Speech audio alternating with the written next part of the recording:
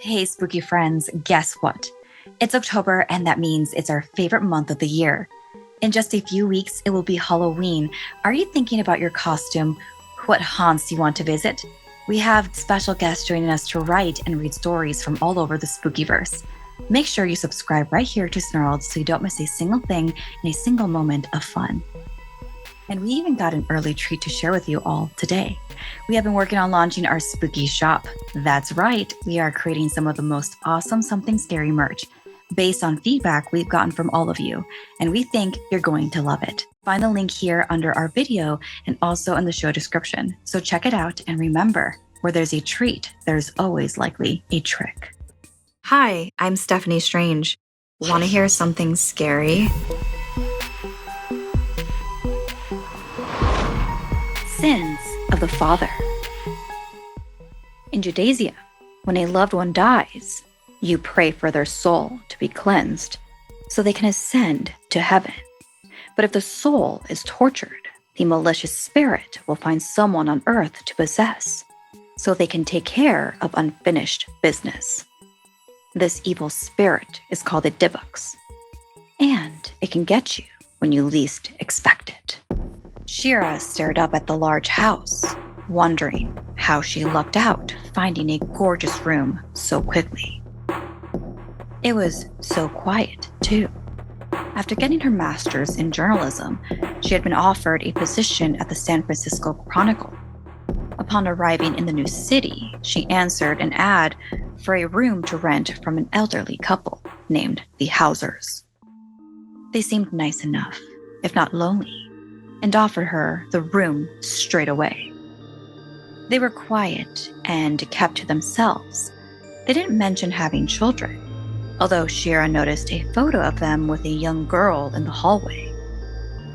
Mrs. Hauser was like every doting grandmother, but Mr. Hauser had a dark sadness within him. Shira simply avoided the grumpy old man. 3 months into her new routine, Shira came home from work exhausted. The Hausers invited her to take a load off and sit down to have dinner with them. After some blessings, wine, and food, she headed off to her room feeling full and relaxed. However, as soon as she entered her room, she doubled over in pain. A pounding headache had set in, assuming it was from a long day of work and too much caffeine. She headed to bed. As she closed her eyes, her head began to throb even harder. She chugged the water beside her bed for hydration, but she seemed to be sweating it out faster than she could drink. Her ears were ringing, and her eyes began to tear. What was happening? Trying not to panic, she stumbled her way into the bathroom and splashed cold water on her face. When she stood up to look in the mirror, a glaze fell over her eyes. Shira had always received compliments about her bright blue eyes, but in the reflection, they were dark brown and dilated. She leaned in to get a closer look, mere inches away from the mirror, and then it happened. A ripple in her face, as if something was crawling just under her skin. She stood in shock as another ripple resurfaced. It caused a wave underneath her flesh to reveal another young woman's face over hers, kind of like an overlay on an app or a photo. It was only for a moment, but she saw it very clearly. It was the same face as the young girl in the photo with the Hausers.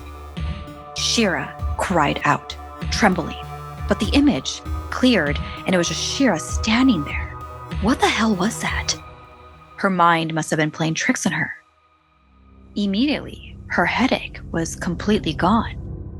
After a few deep breaths and chalking it up to her fatigue, she went to bed for a restful sleep. The next morning, with her eyes closed and still in bed, she began to hear chatter. It sounded like Mr. and Mrs. Hauser, but younger, as if their past versions of themselves were talking. Shira began to stir. The voices got louder and closer. "What did you do? She's not breathing! You killed her!" Miss Hauser was crying. Help me hide her, Mr. Hauser ordered. Miss Hauser was weeping. My sweet girl, my poor sweet girl. Shira was confused. Their voices sounded close by. As she sat up to inspect, she felt 4 hands on her body, ripping out of bed. She fell to the ground and screamed only to awaken and find herself alone on the floor, shaking. It had felt too real to be a nightmare, more like a vision from the past. Frightened, she ran downstairs and burst through the Hauser's bedroom. They tried to calm her down as she unloaded everything that had just happened in the past few hours. Mr. Hauser shot a look at his wife, warning her to stay silent. Taking deep breaths, Shira focused at a spot on the wall. She noticed a black and white photo of the same young woman she believed was their daughter. She looked sad, vacant.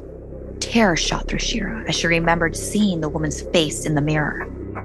Shira turned to confront the Hausers, but she was muted. Her lips were moving as if she was shouting, but it was not Shira talking. Her hands were in fists as she headed toward Mr. Hauser.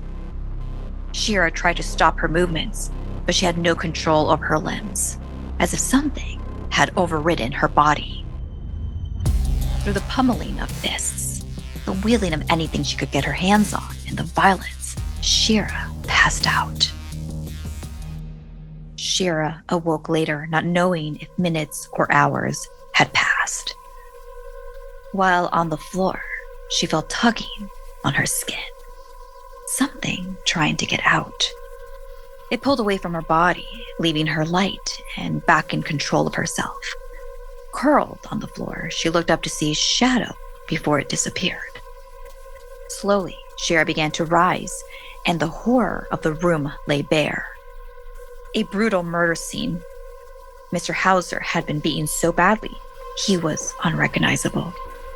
The entire room, including Shira and Miss Hauser, was covered in flesh and rage. Miss Hauser wept in the corner, looking at the photo and speaking to the young lady in it. I'm so sorry, sweet girl. I'm so sorry. The image began to change. The woman, who once appeared lifeless, desolate in the picture, now had a peaceful smile upon her face. Her retribution was now complete.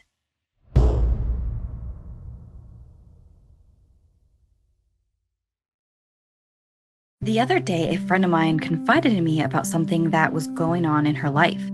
I was worried about her, and immediately I suggested she should go to Talkspace and set up a time to speak with someone. It's been so helpful to me, and I wanted her to have the same kind of care that I have gotten. Talkspace offers therapy and psychiatry, and you can talk with someone from the privacy of your own home.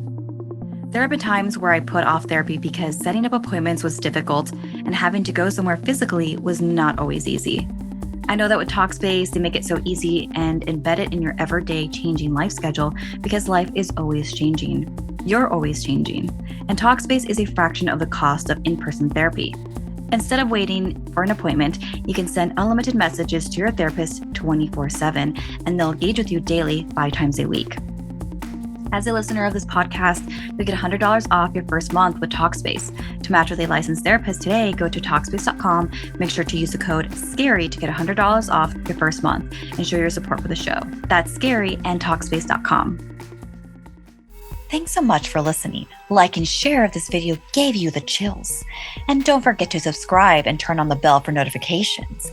And did you know you can listen to Something Scary podcast right here on Snarled, or on Spotify, or wherever you listen to your podcasts? And if you'd like to submit a story, send me an email at somethingscary@snarled.com. Thanks so much, and see you next time.